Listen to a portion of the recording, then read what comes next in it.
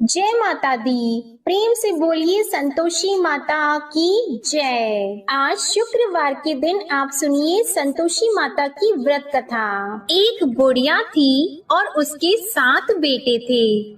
6 बेटे कमाने वाले थे और एक बेटा निकम्मा था। बुढ़िया माँ 6 पुत्रों की रसोई बनाती, भोजन कराती और पीछे से जो कुछ बचता वो 7वें पुत्र को दे देती। परंतु वह बड़ा भोला भाला था, मन में कुछ विचार नहीं करता था। एक दिन वह अपनी बहू से बोला, देखो मेरी माता का मुझ पर कितना प्रेम है। वह बोली, क्यों नहीं, सबका झूठा बचा हुआ तुमको खिलाती है। वह बोला, ऐसा भी हो सकता है क्या? मैं जब तक आंखों से न देखूं मान नहीं सकता। बहू ने हंसकर कहा, देख लोगी तब तो मानोगी। कुछ दिन बाद बड़ा त्योहार आया। घर में 7 प्रकार के भोजन और चूरमा के लड्डू बने। वह जांचने को सर के दर्द का बहाना कर पतला कपड़ा सिर पर ओढ़कर रसोई घर में सो गया और कपड़े में से सब देखता रहा। 6 भाई भोजन करने आए।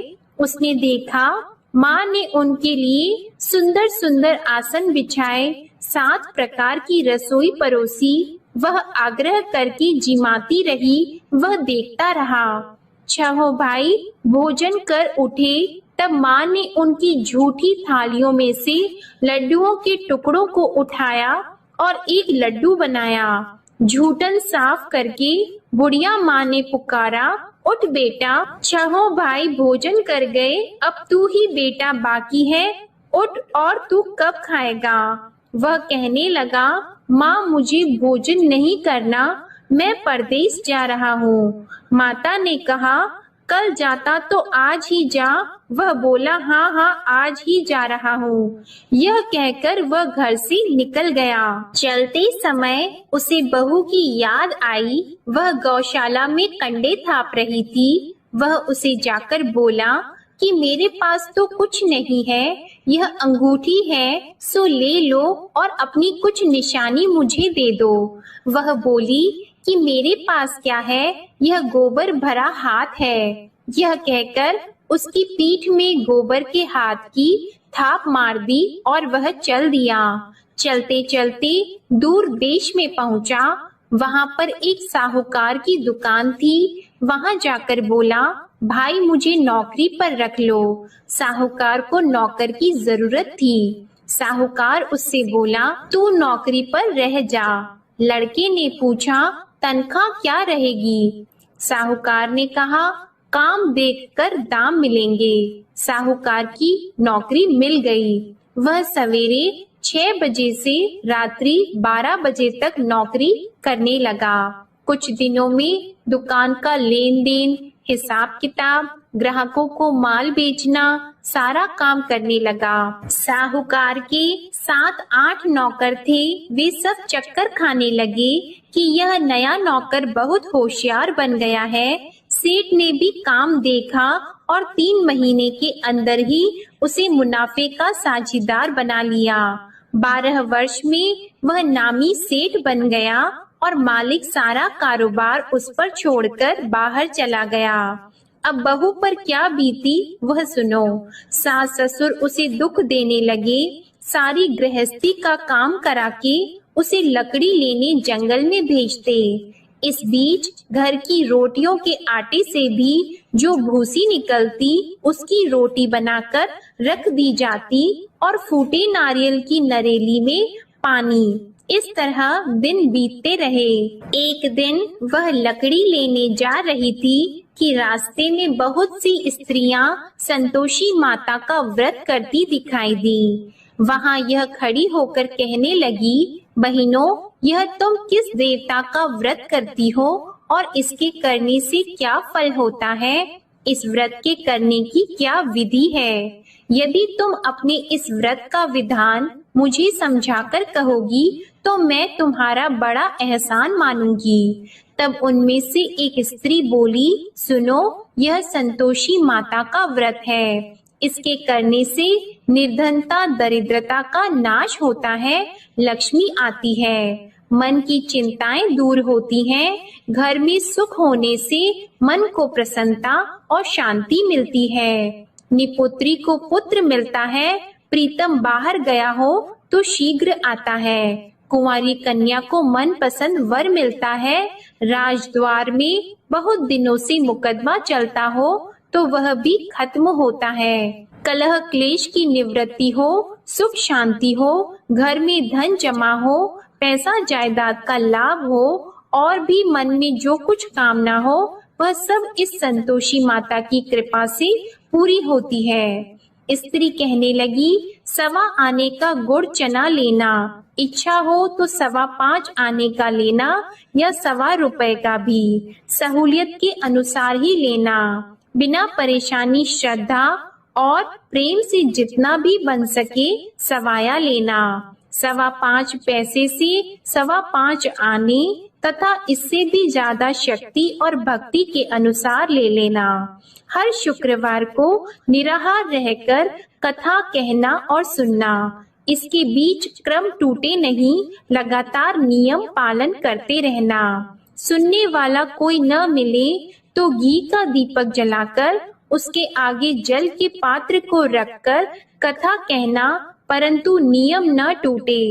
जब तक कार्य सिद्ध न हो, नियम पालन करना और कार्य सिद्ध हो जाने पर व्रत का उद्यापन करना। 3 मास में माता फल पूरा करती है।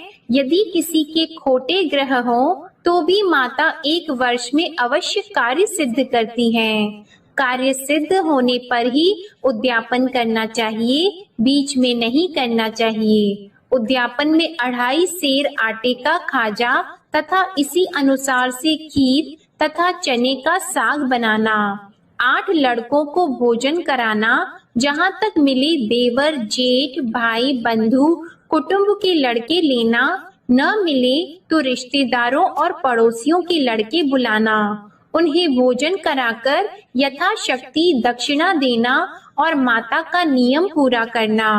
उस दिन घर में कोई खटाई नहीं बनाना। यह सब सुनकर बुढ़िया की बहू वहां से चल दी। रास्ते में लकड़ी के बोझ को बेच दिया और उन पैसों से गुड़ चना लेकर माता के व्रत की तैयारी करने लगी। आगे चली और सामने मंदिर है। यह सुनकर माता के मंदिर में जाकर माता के चरणों में लौटने लगी। इसके बाद वह माँ से विनती करने लगी कि हे माँ, मैं निपट मूर्ख हूँ, व्रत के नियम कुछ नहीं जानती हूँ, मैं बहुत दुखी हूँ। हे माता जग जननी, मेरा दुख दूर करो, मैं आपकी शरण में हूँ। माता को दया आई। एक शुक्रवार बीता कि दूसरे शुक्रवार को ही इसके पति का पत्र आया और तीसरे को उसका भेजा हुआ पैसा भी आ पहुँचा। यह देखकर जेठानी मुंह सिकोड़ने लगी।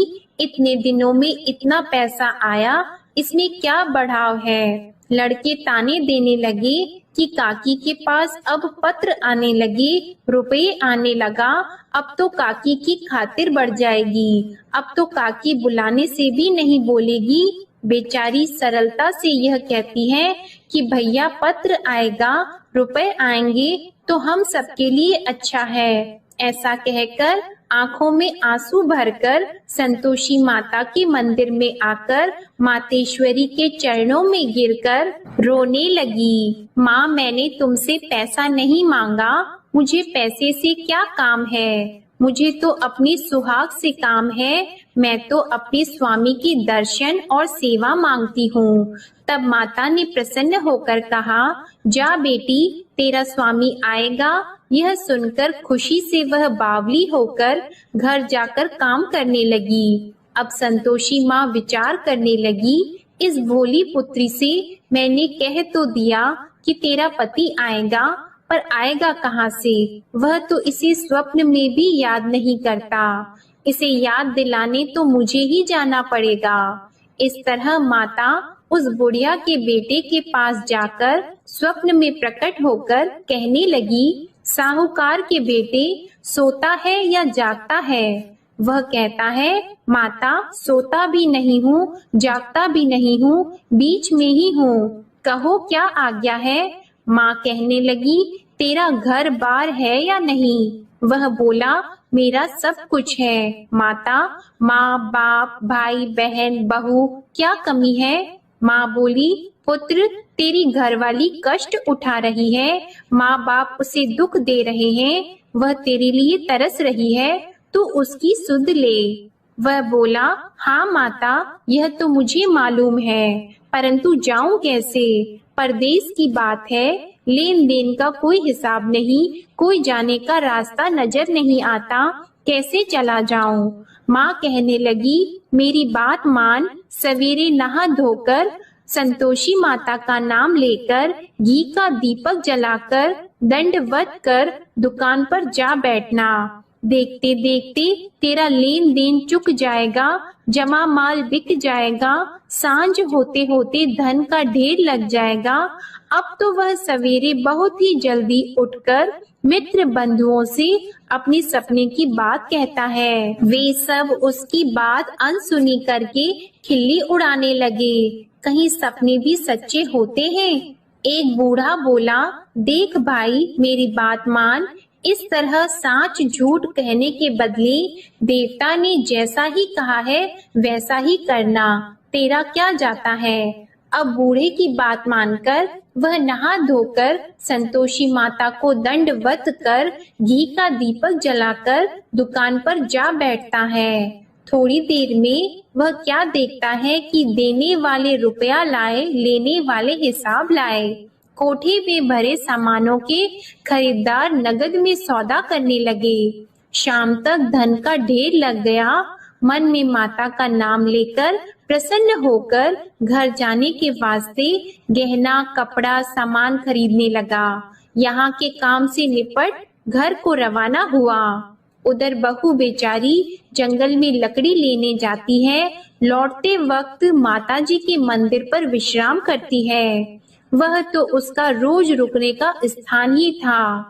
दूर धूल उड़ती देखकर वह माता से पूछती है, हे माता, यह धूल कैसे उड़ रही है? माँ कहती है, हे पुत्री, तेरा पति आ रहा है, अब तू ऐसा कर, लकड़ियों के 3 बोझ बना ले, एक नदी के किनारे रख, दूसरा मेरे मंदिर पर और तीसरा अपने सिर पर रख। तेरे पति को लकड़ी का गट्ठा देकर मोह पैदा होगा, वह यहाँ रुकेगा, नाश्ता पानी बनाकर खाकर माँ से मिलने जाएगा। तू लकड़ी का बोझ उठाकर जाना और बीच चौक में गट्ठा लाकर 3 आवाजें जोर से लगाना। लो सासू जी, लकड़ियों का गट्ठा लाई हूँ, भूसी की रोटी दो, नारियल के खोपड़े में पानी दो। आज कौन मेहमान आया है? माँ की यह बात सुनकर वह बहुत अच्छा माताजी कहकर प्रसन्न मन होकर लकड़ियों के 3 गट्ठे ले आई। एक नदी के तट पर एक माता के मंदिर पर रखा। इतने में ही वह मुसाफिर आ पहुँचा। सूखी लकड़ी देखकर उसकी इच्छा हुई कि अब यहीं निवास करें और भोजन बनाकर खा पीकर गांव जाएं। इस प्रकार भोजन बनाकर विश्राम लेकर गांव को गया। उसी समय बहू सिर पर लकड़ी का गट्ठा लिए आती है। उसे आंगन में डालकर जोर से 3 आवाज देती है, लो सासू जी, लकड़ी का गट्ठा लो, भूसी की रोटी दो, नारियल के खोपड़े में पानी दो। आज कौन आया है? यह सुनकर उनकी सास अपने दिए हुए कष्टों को भुलाने हेतु कहती है, बहू ऐसा क्यों कहती हो? तेरा मालिक ही तो आया है। बैठ, मीठा भात खाकर कपड़े गहने पहन। इतने में आवाज सुनकर उसका स्वामी बाहर आता है और अंगूठी देखकर व्याकुल हो जाता है। माँ से पूछता है, माँ यह कौन है? माँ कहती है, बेटा ये तेरी बहू है। आज 12 वर्ष हो गए जब से गया है, तब से सारे गांव में जानवर की तरह भटकती फिरती है। काम काज घर का कुछ करती नहीं, 4 समय आकर खा जाती है। अब तुझे देखकर भूसी की रोटी और नारियल के खोपड़े में पानी मांगती है। वह लज्जित होकर बोला, ठीक है माँ, मैंने इसे भी देखा और तुम्हें भी। अब मुझे दूसरे घर की चाबी दो तो मैं उसमें रहूंगा। ठीक है बेटा, जैसी तेरी मर्जी। यह कहकर माँ ने चाबी का गुच्छा उसे दे दिया। उसने लेकर दूसरे कमरे को खोलकर सारा सामान जमाया और एक दिन में ही वहां राजा के महल जैसा ठाट बाट बन गया। अब क्या था, वह सुख भोगने लगी। इतने में अगला शुक्रवार आया। उसने अपने पति से कहा, मुझे माता का उद्यापन करना है। उसका पति बोला, बहुत अच्छा, कर लो, अपनी खुशी से यह भी कर लो। तुरंत ही वह उद्यापन की तैयारी करने लगी। जेठ के लड़के को भोजन के लिए कहने लगी। उसने मंजूर किया, परंतु पीछे जेठानी अपने बच्चों को सिखाती है, देखो भोजन के समय सब लोग खटाई मांगना, जिससे इसका उद्यापन पूरा न हो। लड़के खाना खाने आए, खीर पेट भरकर खाई, परंतु बात याद आते ही कहने लगे, हमें कुछ खटाई खाने को दो, खीर खाना हमें भाता नहीं, यह देखकर अरुचि होती है। बहू कहने लगी, खटाई किसी को नहीं दी जाएगी, यह तो संतोषी माता का प्रसाद है। लड़के उठकर खड़े हुए और बोले, पैसे लाओ। भोली बहू कुछ जानती नहीं थी, सो उन्हें पैसे दे दिए। लड़के उसी समय उठकर इमली लेकर खाने लगे। यह देखकर बहू पर माता ने कोप किया। राजा के दूत उसके पति को पकड़कर ले गए और जेठ जेठानी मन माने खोटे वचन कहने लगे। लूट लूट कर धन इकट्ठा कर लाया था, सो राजा के दूत उसे पकड़कर ले गए हैं। अब सब मालूम हो जाएगा जब जेल की रोटी खाएगा। बहू से यह वचन सहन नहीं हुआ। रोती रोती माता के मंदिर में गई और बोली, हे माता, तुमने यह क्या किया? हंसाकर क्यों रुलाती हो? माता बोली, पुत्री, तूने उद्यापन करके मेरा व्रत भंग किया, इतनी जल्दी सब बातें भुला दी। वह कहने लगी, माता, भूली तो नहीं हूँ, न कुछ अपराध किया है, मुझे तो लड़कों ने भूल में डाल दिया, मैंने भूल से उन्हें पैसे दे दिए, मुझे क्षमा करो माँ। माँ बोली, ऐसी भी कहीं भूल होती है? वह बोली, माँ मुझे माफ कर दो, मैं फिर तुम्हारा उद्यापन करूंगी। माँ बोली, अब भूल मत करना। वह बोली, अब भूल नहीं होगी माता, अब बताओ वे कैसे आएंगे? माँ बोली, जा पुत्री, तेरा मालिक तुझे रास्ते में ही आता मिलेगा। वह निकली, रास्ते में पति आता मिला तो उसने पूछा, तुम कहाँ गए थे? वह कहने लगा, इतना धन जो कमाया है उसका टैक्स राजा ने मांगा था, वह भरने गया था। वह प्रसन्न होकर बोली, अच्छा हुआ, अब घर चलो। कुछ दिन बाद फिर शुक्रवार आया तो वह बोली, मुझे माता का उद्यापन करना है। पति ने कहा, कर लो। वह फिर जेठ के लड़कों से भोजन को कहने लगी तो जेठानी ने एक दो बातें सुनाई और लड़के सिखा दिए कि तुम पहले ही खटाई मांग लेना। लड़के कहने लगे कि हमें खीर खाना नहीं भाता, कुछ खटाई खाने को दो। तो बहू बोली, खटाई खाने को नहीं मिलेगी, खाना हो तो खाओ। यह कहकर ब्राह्मणों के लड़के लाकर भोजन कराने लगी। यथाशक्ति दक्षिणा की जगह एक एक फल उन्हें दिया। इससे संतोषी माता प्रसन्न हुई। माता की कृपा होते ही 9वें मास उसको चंद्रमा के समान सुंदर पुत्र प्राप्त हुआ। वह पुत्र को लेकर प्रतिदिन माता जी के मंदिर को जाने लगी। माँ ने सोचा कि यह रोज आती है, आज क्यों न मैं ही इसके घर चलूं, इसका आसरा देखूं तो सही। यह विचार कर माता ने भयानक रूप बनाया। गुड़ और चने से सना मुख, ऊपर से सूंड के समान होठ, उस पर मक्खियां भिनभिना रही हैं। दहलीज में पैर रखते ही उसकी सास चिल्लाई, देखो कोई चुड़ैल डाकिनी चली आ रही है, लड़कों इसे भगाओ नहीं तो किसी को खा जाएगी। लड़के डरने लगे, चिल्लाकर खिड़की बंद करने लगे। बहू रोशनदान में से देख रही थी। प्रसन्नता से पगली होकर चिल्लाने लगी कि आज मेरी माता मेरे घर आई है। यह कहकर बच्चे को दूध पिलाने से हट जाती है। इतने में सास का क्रोध फूट पड़ा। वह बोली कि इसे देखकर कैसे उतावली हुई जो बच्चे को पटक दिया। इतने में माँ के प्रताप से जहाँ देखो वहाँ लड़के ही लड़के नजर आने लगे।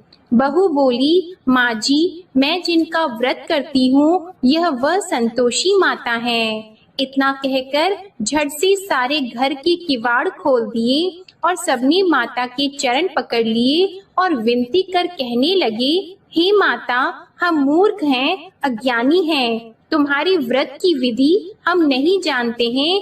तुम्हारा व्रत भंग करके हमने बहुत बड़ा अपराध किया है। हे माता, बहू को जैसा फल दिया वैसा सबको देना। जो भी यह कथा पढ़ेगा या सुनेगा उसके सभी मनोरथ पूर्ण होंगे। प्रेम से बोलिए संतोषी माता की जय। आइए अब सुनते हैं संतोषी माता की आरती। जय संतोषी माता मैया, जय संतोषी माता, अपने सेवक जन की सुख संपत्ति दाता। जय संतोषी माता मैया, जय संतोषी माता, सुंदर चीर सुनहरी माँ धारण की हो, हीरा पन्ना दम के तन श्रृंगारली हो। जय संतोषी माता मैया, जय संतोषी माता, गेरू लाल छटा छवि बदन कमल सोहे, मंद हंसत करुणामय, मंद हंसत करुणामय, त्रिभुवन जन मोहे। जय संतोषी माता मैया, जय संतोषी माता, स्वर्ण सिंहासन बैठी चवर ढुरे प्यारे, धूप दीप मधुमेवा भोग धरे न्यारे। जय संतोषी माता मैया, जय संतोषी माता, गुड़ अरु चना परम प्रिय तामे संतोष कियो, संतोषी कहलाई भक्तन वैभव दियो। जय संतोषी माता मैया, जय संतोषी माता, शुक्रवार प्रिय मानत आज दिवस सोही, भक्त मंडली छाई कथा सुनत मोही। जय संतोषी माता मैया, जय संतोषी माता, मंदिर जगमग ज्योति मंगल ध्वनि छाई, विनय करे हम बालक चरणन सिर नाई। जय संतोषी माता मैया, जय संतोषी माता, भक्ति भावमय पूजा अंगीकृत कीजिए, जो मन बसे हमारी इच्छा फल दीजिए। जय संतोषी माता मैया, जय संतोषी माता, दुखी दरिद्री रोगी संकट मुक्त किए, बहु धन धान्य भरे घर सुख सौभाग्य दिए। जय संतोषी माता मैया, जय संतोषी माता, ध्यान धरियो जिस जन ने मन वांछित फल पायो, पूजा कथा श्रवण कर घर आनंद आयो। जय संतोषी माता मैया, जय संतोषी माता, शरण गहे की लज्जा राखियो जगदम्बे, संकट तू ही निवारे दयामयी अम्बे।